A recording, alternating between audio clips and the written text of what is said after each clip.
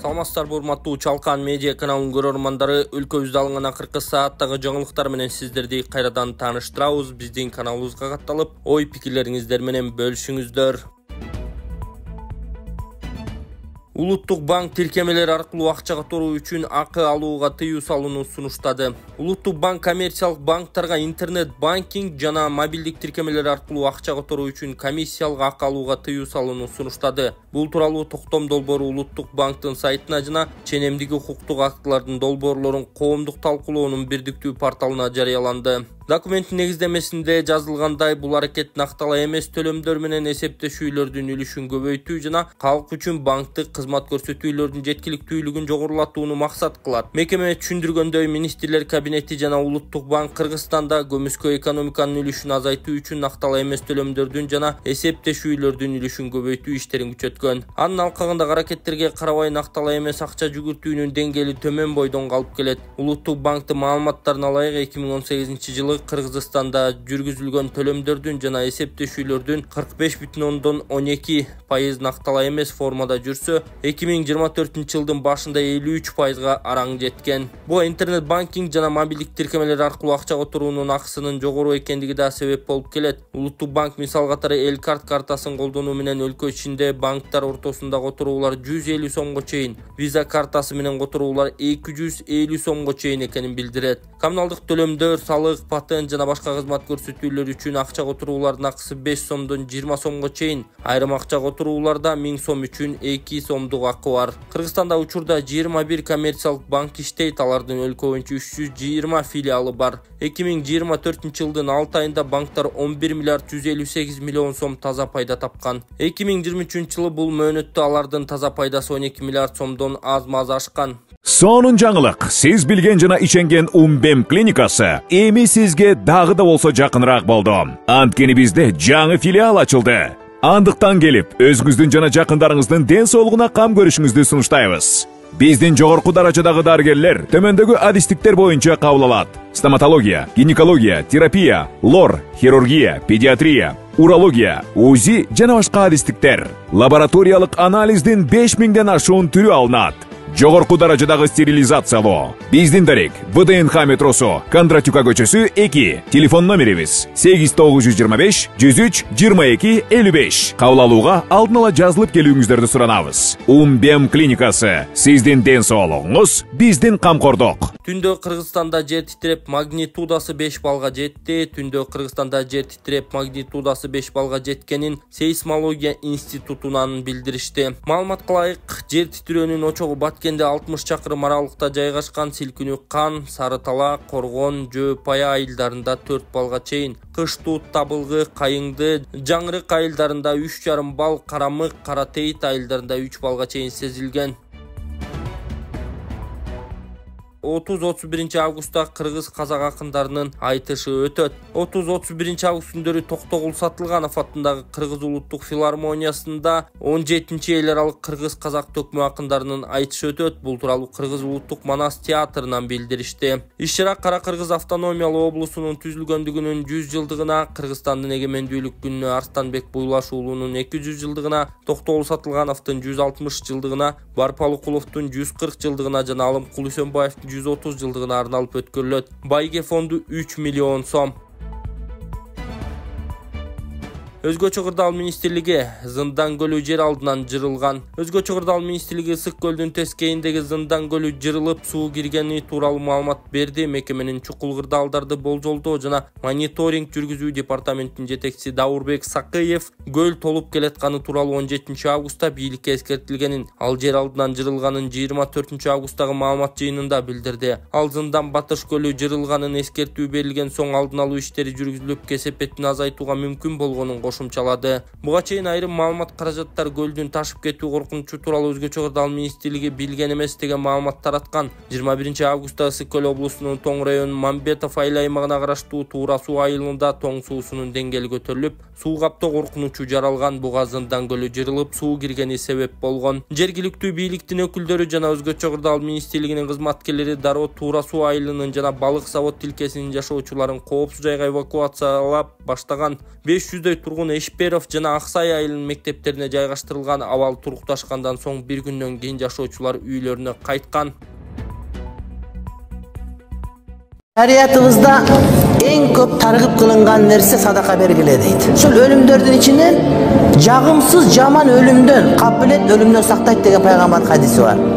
Demek daima sadaka verip жүрген adam jaman ahvalda ölbeyt. Ölümü jakşı ahvalda bolot. 19 000 каражат kaldı mınakey эже. Al koyuңuz bul. Çok falan bir şey de istemez kızım. Küçük falan kolumu alıp bakalım. Sütümden beri almadı. Эл үмүтү фондуна колдоо көрсөткөн, ушул эжебизге жардам берген бардык адамдарга Алла разы болсун. 19 000 каражат жетишсиз болуп турат. Ошого кеңири ушул реквизиттерге эжекебиздин жолдошунун Эмбанкы Курстанбек Б деп чыгат, Мухамбек Б деп Сбербанк чыгат. Туугандар ошого кеңири өзүңүздөрдүн акчаңыздарды салып которуп кое берсеңиздер болот. Алланын ыраазычылыгы үчүн. Анан бул эжебиз дагы өзү квартирада үйүн сиздерге чагылдырып көрсөтөм. Өзү дагы ошол үйүн сатай десе же башка нерсени сатайын десе, эжекебизде эч кандай бир каражат жок болгондугуна байланыштуу айла жоктон сиздерден жардам суроого мажбур болуп чыгып турат. Келиңиздер, көп түкүрсөкөл болот демекчи. Ушул эжебиздин диагнозу стеома деп оор дарт менен ооруп калганына байланыштуу эжебизге ошондой диагноз коюшкан. Сөөктөрү ушул жанагындай бул жак шал болуп ушул баса албайт да, азыр бутунда тура албайт, эжебиз эшикке чыга албайт. Allah razı olsun. Yurttan bергендерге. Нени каалайт элеңиз азыр? Çok falan bir şey de istemez kızım. Küçük falan kolumu alıp bakalım. Sütümden beri almadı. Келиңиздер туугандар, эжебиздин сатарга эч нерсеси жок. Ошол колдон келишинче биздин фонд Эл үмүтү фондуна ишенген, биз ушул 3 жылдан бери иштеп келебиз, билесиздер. Алла насип кылса кайдыгер карабайсыздар деген үмүттө турабыз. Которуп, колдон келишинче ушул видеого лайк басып, болушунча таратып, ушул реквизиттерге ат алып кеткен реквизиттерге өзүңүздөрдүн ыхсаныңыздарды салып, кеңири которуп кетсеңиздер болот. АКШ Кыргызстандын дагы бир компаниясына каршы санкция киргизди. Жума күнү АКШ санкциялык тизмелерин Орусия, Кытай жана башка өлкөлөрдөн келген 400дөн ашык юридикалык жана жеке адамдарды камтый турганын жарыялады. Жаңыланган тизмеге Кыргызстандын да бир компаниясы киргени маалым болду. Жалпысынан Кытайдан 42, Түркиядан 8, Ирандан 11 компания санкция тизмесине киргизилген. Санкциялар Кыргызстандын бир юридикалык компаниясына да таасирин тийгизди. Сөз Акфорта ЖЧКсы жөнүндө болууда. Кыргызстандын Соода өнөр жай палатасынын маалыматы боюнча компания e-let платформасында бизнес процесстерди автоматташтыруу, программалык камсыздоону иштеп чыгуу жана IT консалтинг боюнча адистешкен. Компаниянын расмий сайтындагы маалыматка караганда алар коммерциялык жана мамлекеттик ишканалардын IT жабдууларын, анын ичинде компьютердик тетиктерди, микрочиптерди жана программалык продуктуларды комплекстүү жеткирүү менен алектенишет. Кыргызстандын ЮС министрлигинин маалыматы боюнча ишкананын директору Шалин Виталий Евгеньевич ал эми ЖЧК өзү 2011 жылдын 8 августунда кайра каттоодон өткөн. Эсиңиздерге сала кетсек, буга чейин АКШда Орусиянын өнөр жай объектилери менен кызматташуусуна байланыштуу Кыргызстандын компанияларына каршы санкцияларды киргизген. Акыркы жолу АКШ Транзит Сервис Бишкек компаниясына жана Кыргызстандын Nova Project компаниясына санкция киргизген. Украинада согушту колдогон жаңы компанияларга жана жеке адамдарга каршы санкцияларды АКШнын мамлекеттик департаменти, каржы министрлиги жана Соода департаменти киргизген. Reuters агенттиги маалымдагандай, мам департамент ондогон кытайлык компаниялар Орусияга өнөр жай жабдууларын жана микроэлектроника жеткирүүгө катышканы үчүн санкцияга кабылганын тактаган. АКШнын каржы министрлигинин пресс-релизинде санкциялар Орусияга ок-дарыларды жана башка аскердик жүктөрдү жеткирген, санкцияларды айланып өтүүдө орус олигархтарына колдоо көрсөткөн жана буга чейин санкцияларга дуушар болгон алтынды сатуудан түшкөн акчаны адалдаган трансулуттук конгломераттарга каршы да киргизилгени белгиленген. Каныбек Иманалиев Чыныбай Турсунбековду убагында баалап аптырбыз. 23 августта Ысык көл жээгинде Чыныбай Турсунбеков поэзия фестивалынын 2-күнүнө карата уюштурулган иш-чара өттү. Биз 70тен ашуун акындын ичинен иргелип чыккан финалисттерди кепке тарттык. Ошондой эле Чыныбай Турсунбеков агайым эле, устатым эле деп ачылыш аземде сөз сүйлөгөн экс-депутат Каныбек Иманалиевке суроолорду узаттык. Мен 1994-жылдары президенттик аппаратта иштеп баштадым. Ошондо Кыргызстандын президенти Казакстандын президентине чалып дан же жетишпей, Кыргызстанда нандын кору 3 эле күндүк болуп калыптыр. Муну эмнеге айтып жатам? Мамлекеттин мойнундагы жүктү жеке менчик алып кетти. Кыргызстанды un менен 40-60% ак un камсыздап жүрдү, жазып Жан Азык Дасторконго нан азык да берип жүрдү. Негизи саясатчылар эки эле топко бөлүнөт. Бирөөсү шайлоону ойлонот, экинчиси кийинки мамлекетти ойлойт. Кыргызстанда миңдеген саясатчылар бар. СДПК партиясында туруп спикер болду. Ал учурда биз оппозицияда элек. Бирок сөз бергенде бизге көбүрөөк берет эле. Ал мунун калыстыгы убагында баалабаптырбыз, бирок калыс мамиле кылыптыр деп айтабыз, деген Иманалиев. Бишкектеги мектептердин биринде туруктуу акча алуу фактылары аныкталды. Билим берүү тармагындагы коррупциялык көрүнүштөрдү алдын алуу жана жоюу иштеринин алкагында Бишкек шаарындагы мектептердин биринде системалуу түрдө коррупция жана акча талап кылуу фактысы аныкталды. Бул тууралуу Улуттук коопсуздук боюнча мамлекеттик комитет билдирди. Мектептин өкүлү аларга которулууну каалаган окуучу үчүн окууга кирүү акысы катары 10 000 сом жана жардам катары 8 000 сом талап кылып, антпесе киргизүүдөн баш тарткан. Көрсөтүлгөн сумма аркылуу электрондук түрдө которулуп, акча каражаты алынган. Кыргызстандын мыйзамдарына ылайык окуучуну мектепке которуу үчүн акчалай төлөмдөр каралбайт. Бул факт боюнча кылмыш иши козголуп, мектептин жетекчилигинин мыйзамсыз аракеттери аныкталган. Атайын кызмат бул боюнча мектептеги тергөө амалдарынын сүрөтүн жана видеосун жарыялаган. Канча киши кармалганы такталган эмес. УКМК билим берүү тармагындагы коррупциялык көрүнүштөргө тиешеси бар адамдарды аныктоо боюнча тергөө иш-чараларын улантууда. 21 августта Бишкек мэриясынын имаратында УКМКнын кызматкерлери Борбор калаадагы билим берүү системасынын, мектептердин жана Бишкек шаарындагы мектепке чейинки билим берүү мекемелеринин кызматкерлери менен жолугушушкан. Анда алар мектепке кабыл алууда, башка мектептерден которууда жана балдарды бала бакчаларга киргизүүдө коррупциялык көрүнүштөр катталса катуу чара көрүлөрүн эскертишкен.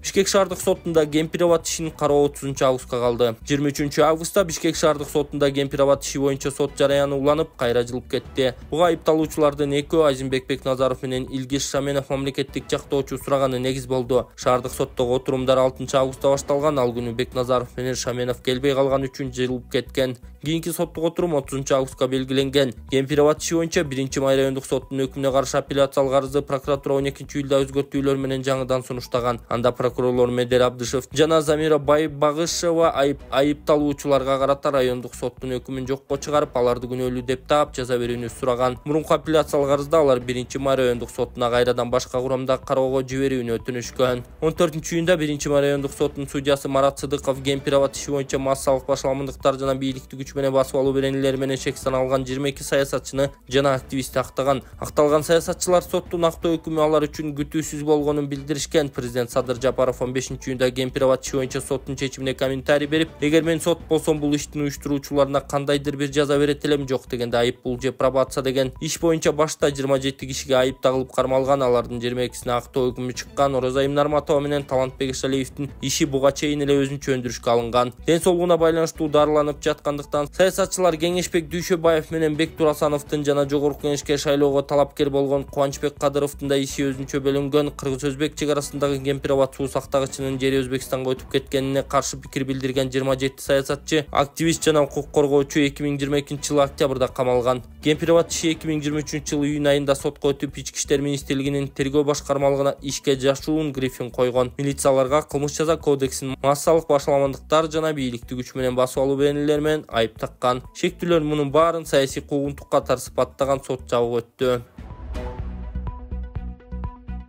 Өзгөндө 14 жаштагы кыз төрөп, 21 жаштагы жигит шектөлүү катары кармалды. Ош облусунун Өзгөн районунда 14 жаштагы кыз төрөп, 21 жаштагы жигит аны зордуктоого шектелип кармалды. Бул тууралуу Ош облустук ички иштер башкармалыгынан кабарлашты. Маалыматта айтылгандай, кош бойлуу өспүрүм көз жаруу үчүн төрөтканага келген. Оорукана кызматкерлери дароо милицияга кабар беришкен. Факт боюнча кылмыш жаза кодексинин 154 беренесин зордуктоо негизинде кылмыш иши козголду. Кармалган жаран Өзгөн район тургуну, ал милициянын убактылуу кармоочу жайына камалды. Кыргызстанда жашы жете элек кыздар төрөгөн учурлар буга чейин да катталган. 2017-жылы Таласта 14 жаштагы кыз, Чүй облусунда 13 жаштагы кыз көз жарганы чуу жараткан. Ош облусунда 2018-жылы 16 жаштагы кыз, 2019-жылы 15 жаштагы кыз төрөгөн ачыкка чыккан. 2020-жылы Сузакта 15 жаштагы кыз төрөсө, 2020-жылы Аксыда 14 жаштагы кыз жана Ош шаарында 15 жаштагы кыз төрөгөнү маалым болгон. Кыргызстандын жогорку окуу жайлары 30 миңдей абитуриентти кабыл алды. Кыргызстандын жогорку окуу жайлары 5 турдун жыйынтыгы менен 29.551 абитуриент кабыл алды. Бул тууралуу Билим берүү жана Илим министрлиги билдирген. Талондорду каттоо боюнча төмөндөгү университеттерде алдыга чыкты. Жусуп Баласагын атындагы КУга 8240, Разаков атындагы КМТУга 7457, Ошмуга 6369, Элчин атындагы КРСУга 5414, Арабаев атындагы КМУга 4644, Акунбаев атындагы КММАга 4420, Карасаев атындагы БМУга 39053 жана Алатоо эл аралык университетине 2804 талон түшкөн. Соңунда Баласагын атындагы КУга 4930 абитуриент, Ошмуга 4009, Разаков атындагы КМТУга 3749, Арабаев атындагы КМУга 23049, Карасаев атындагы БМУга 2022, Элчин атындагы КРСУга 2108, Акунбаев атындагы КММАга 1064 жана Алатоо эл аралык университетине 1004 абитуриент тастыктама берип окууга өткөн. Кыргызстанда жогорку окуу жайларга кабыл алуунун биринчи айланпасы 15-июлда башталып, 5-айланпасы 17-августта аяктады. Билим берүү жана Илим министрлигинин маалыматына караганда, мектепте 2023-2024 окуу жылын 11-классты 76244, 9-классты 127176 бүтүрүүчү аяктаган. 50 миңден ашык бүтүрүүчү жалпы республикалык тестке катышкан. ЖРТдагы босого 110 упайдан көп алгандар жалпы тест тапшыруучулардын 66,9%-ды түздү. Тестке катышкандардын ичинен 58 окуучу алтын сертификат алган.